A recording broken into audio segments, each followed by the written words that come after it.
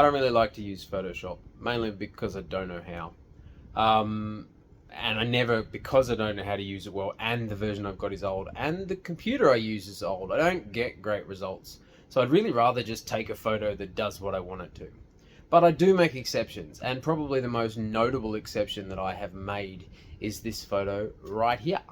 Because this photo is special to me. I didn't think I was ever going to get to take a photo of one of these. But the moth in this photo is a Hercules moth.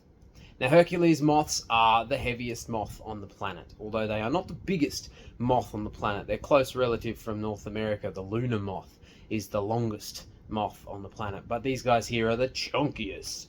But both moths do the same awesome thing, which is that when they metamorphose from a caterpillar into a moth, they don't bother to bring over their mouth parts or their digestive tract.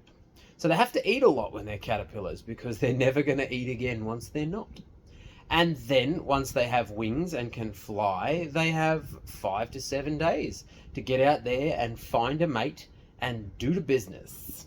Now, what that means then, of course, to me as a photographer is when I found a female moth sitting still, I didn't think I was going to have long with her. I certainly wasn't going to make her my prisoner for a couple of hours while I built a Lego set. She's got some business to get on.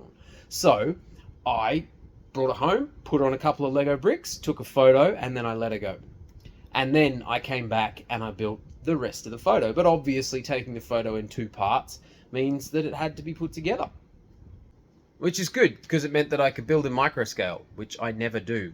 Mainly because it's really hard, but also because I have dedicated myself to having a minifigure in every photo, and obviously micro scale is not minifig scale, so it's hard to work the two together, but this gave me a chance to make a really tiny but sprawling backdrop for a very simple Lego thing that had a moth on it. And apart from the fact that she has transparent panels in her wings, and I put her on a black backdrop when I should have put her on a blue or a white backdrop, apart from that fact, I'm really happy with the way it came out.